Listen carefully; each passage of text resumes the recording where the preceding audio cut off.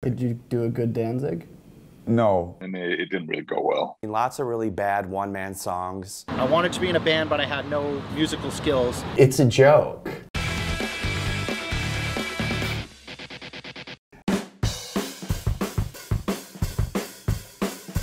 Wow, Napalm Death.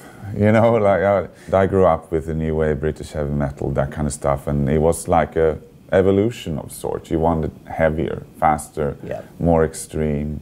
At that point, when I got into death metal, I was 14, 15 years old. Yeah.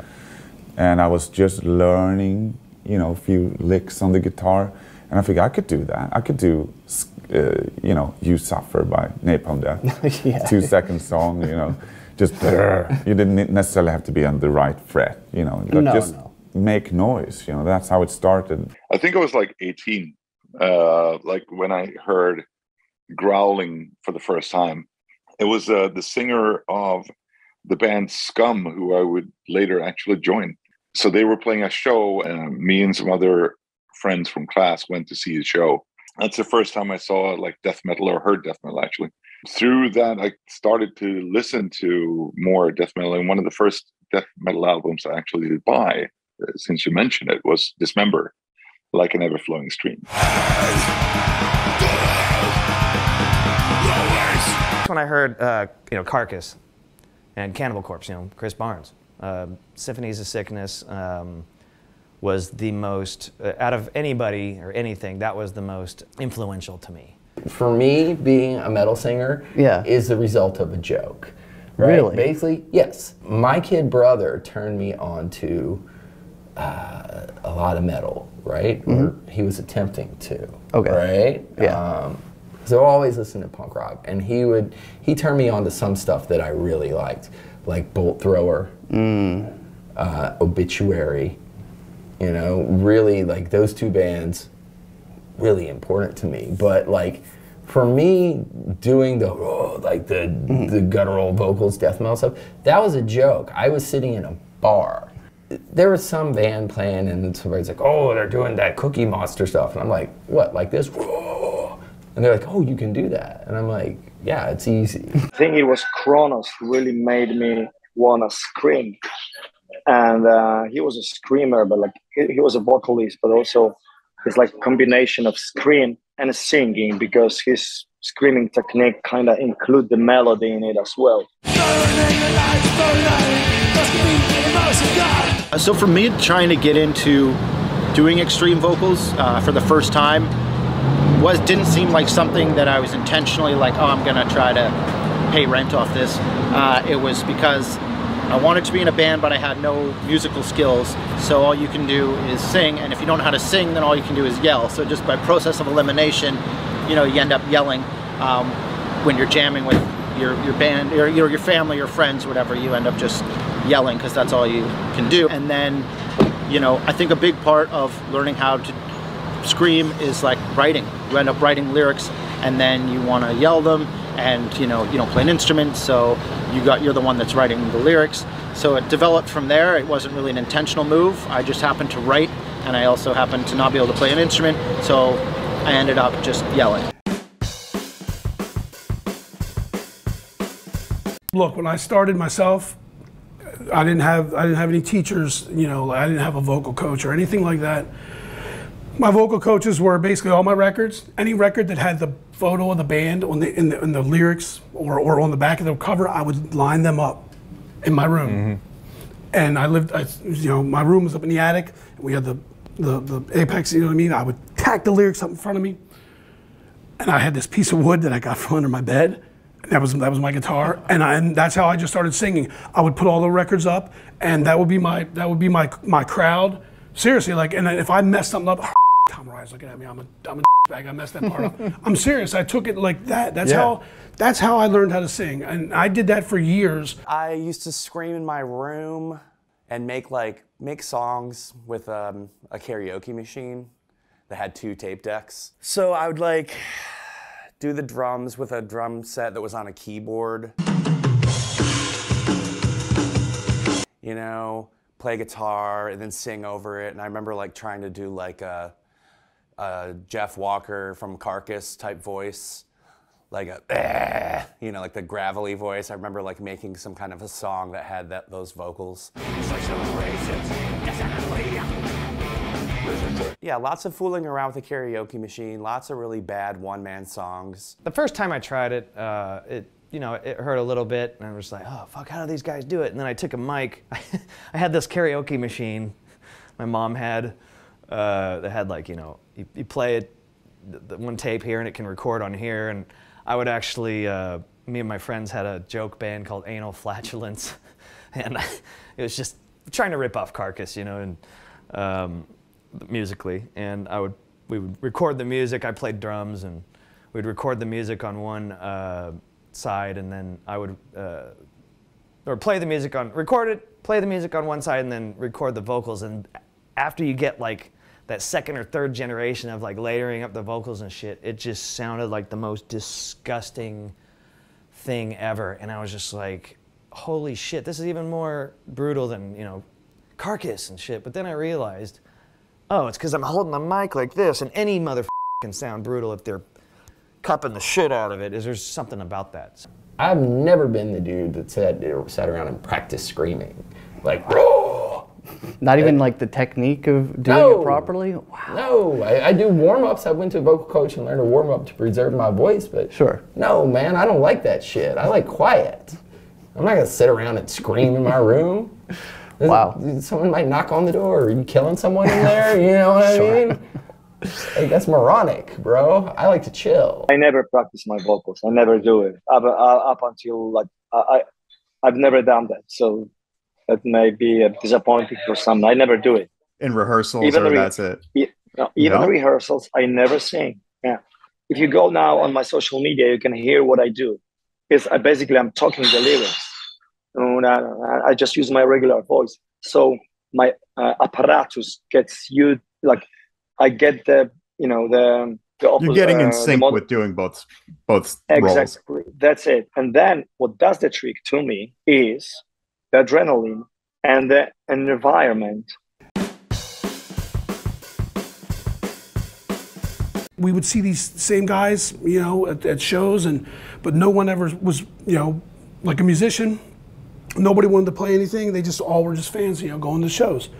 Until we met two guys, and we made this band Corpse Grinder. That's what's my, you know, and that's after the Death song Corpse Grinder, you know, that actually appeared on the Massacre record. You know, they put it on the Massacre record, but it wasn't Death song.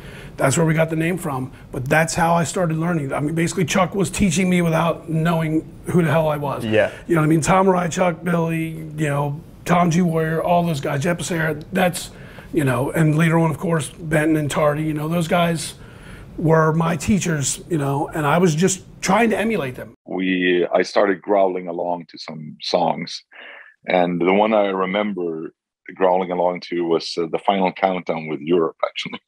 When we got back home, they asked me if I want to come down to the rehearsal place and try out. And I said, sure, why not? Like, I've never done anything like this before, but yeah, why not? So I did, and it didn't really go well. Nobody else in the band at the time, when I started with my first band, Eruption, nobody wanted to be the singer. And I was like, well, I guess I'll be the singer then. And then, because I couldn't really sing like Celine Dion, you know, I tried to do the screams instead. We did Misfits covers with that set. We played all the Misfits songs. Did you do a good Danzig? No, I was too juvenile of a voice, like, you know. Okay, a bit too young at that time. Yeah, I didn't have the whatever it's doing. I didn't have that. But we did that, you know, that type of stuff. And then I found my own voice. I didn't know if I did it the right way. I didn't know if I had a technique until we recorded the first album, because that's the only time I got feedback from somebody who knew what it's supposed to sound like in the studio, and that was Don Swane, who did our first two albums. Yes. And he said, well, that's the most insane death metal vocals I've heard. I was like, oh, you don't say. The band has been over 30 years now, but trust me, in the very early days and like first tours and even into like 2000 tours, I had a tendency to kill my voice every now and then, especially when I was forcing my voice I remember tours for Apostasy. Just wow, it was a lot of effort that it would take me to pull it off. It would transform from, you know, when I was a kid, I was just screaming, but it was like a kid scream, okay? And it wasn't really a growling or like attempt to growl, because I didn't know what growling was back then. It was just some sort of, yeah, I would listen to Creator and I would just try to imitate that, experiment, and my vocals would evolve. I used to jump up on stage with this band, Hose Got Cable, from Richmond, Virginia, and they would be like, do that stupid metal voice, and I would sing some of their words in the raw. And then my first metal band was a band called Satan's Hairdresser, which was a joke band, which is me and the members of Buzz Oven in drag, and we played one show on New Year's Eve in Richmond, and we had all sorts of weapons and TVs on stage, which I smashed and destroyed the club, and we never played another show because people were like, no. But the fact that then I started getting known for being able to do that, it's a result of a joke. It's like, I thought it was stupid and funny. You're a big fan of David Vincent's voice. Was he a big influence on how you developed your guttural? Yeah, the only influence. Him and Chuck, well, not him and Chuck Schuldiner. I also like the kind of piggy sounds of Chris Reifert. Oh yeah. Like Autopsy, I like that stuff. Quorthon Bathory was big for me. But Vincent was the best because you could hear what he was saying, basically. Yeah. I met him the other day, you know, and he was he wearing a cowboy hat? He was wearing a cowboy hat. But I love Dave. You know, I met him a couple of times, and I can't remember if I ever said to him that he's the number one. Yeah. He is the best. I think that's a fact, almost. It's not like a matter of taste. You can't dispute that. Like, yeah. He's the king. Late 90s, early 2000s, I started doing these like tonguey, like, it looked like I was just sticking out my tongue like an idiot. But really it was like this air displacement thing. That's the only way I could put it. That's what I used to call it. And now people call them zombie vocals and all sorts of other tunnel throat or whatever, all sorts of other stupid shit. That all actually came from me trying to emulate that sound of Jeff Walker and Bill Steer together, you know, from early Carcass stuff. It was just this wall of sound. It was extremely, it was kind of frightening. But gutturals, yeah, you know, the big one that was a big influence on me was Joe from Broken Hope.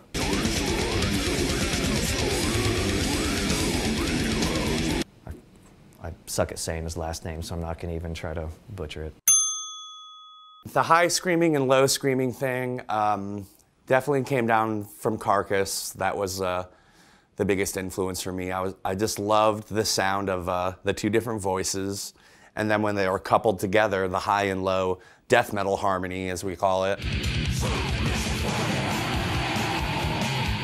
was just like so frightening for me. And like I started with the Tools of the Trade EP and blew my mind. So when we started doing Black Dahlia Murder, I wanted to do two voices. You know, a little bit of Jeff Walker, a little bit of Bill Steer. I remember being really excited when we were cutting the vocals for the demo, when we started to like do some of those layers and stuff. I was like, yeah, Carcass, yeah, you know. Another big influence that came shortly after that, I would say, is Ben Falghost from Goat Horror and Soylent Green. Both of those bands would take us under their wing, and just seeing Ben's stage presence and the way that he like spoke with his hands and kind of like conducted a little bit, just, you know, obviously influenced me a lot. Like that day just blew my mind. You know, I couldn't believe what I saw. I took a lot of influence from Chino, from Deftones. But couldn't sound like that. Also Glenn Benton, but couldn't sound like that. I didn't realize that he was doubling his vocals.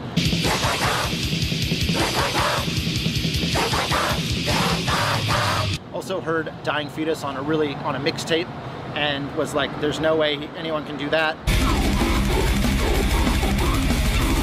And they could.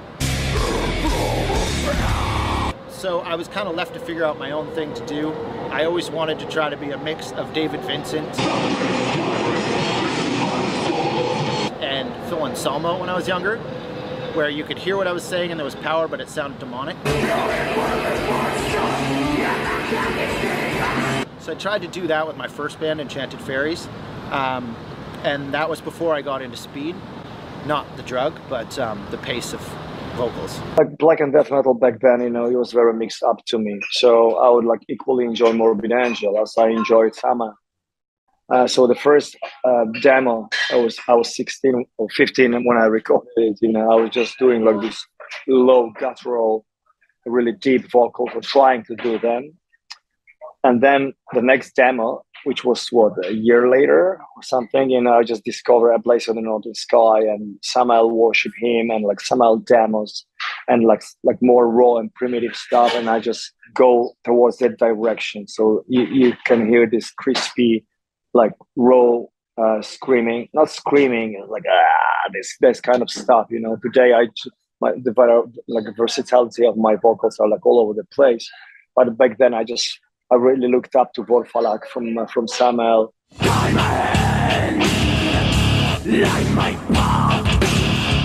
Still think he's one of the best black metal vocalists ever exist.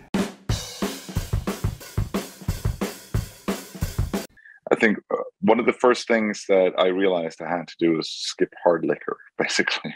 Hard liquor, it dries out the throat, and alcohol in itself is dehydrating. So, you know, it's not a good thing to drink too much on the road as a singer. Before every show, I'm doing like a 1 hour physical and vocal warm-up, basically.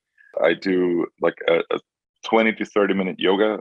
I do that, which helps me warm up the body without actually having to work out like really hard, but it really gets the blood pumping. Certain vocal warm-ups that doesn't necessarily have anything to do with using the vocal cords. It's more like making this humming sound, like zzz, zzz, you know, and rolling, stuff like that.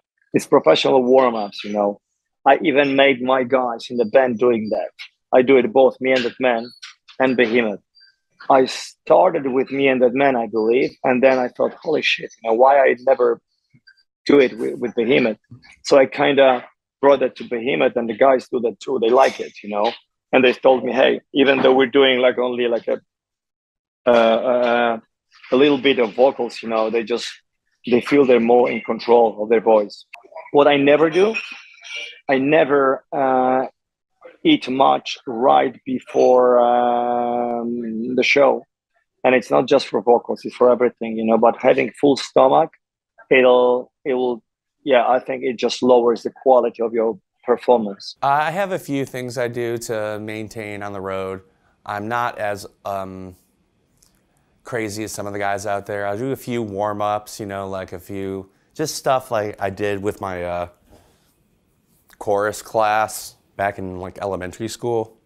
Just like the some scaly stuff. And then like again with like a Z sound, so it like loosens up your throat, like a Z, Z, Z, Z, Z. And have some whiskey before the show. A little gargling of the whiskey is good for clearing the throat. It's gross, I'll give you that, but definitely good for that.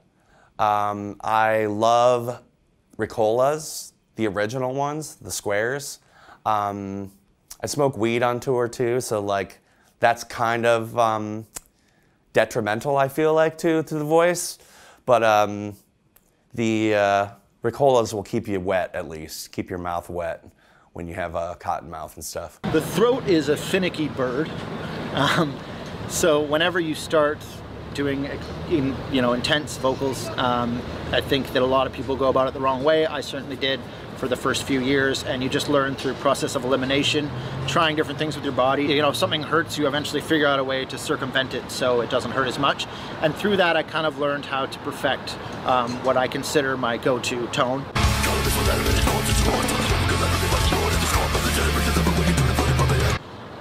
And that involves bypassing your throat, focusing on your breathing, focusing on strengthening your diaphragm, and really enunciating properly, focusing on all these pinpoint, marks when you start singing. And when you go into a song, you want to write it so you can perform it properly. You want to write in where you're going to breathe. You want to write in how much pressure you're going to add to each line. So I try to do that more and more with each song that I write, so I write smarter rather than harder, so I can have a better time performing on stage, and eventually it won't fucking kill me.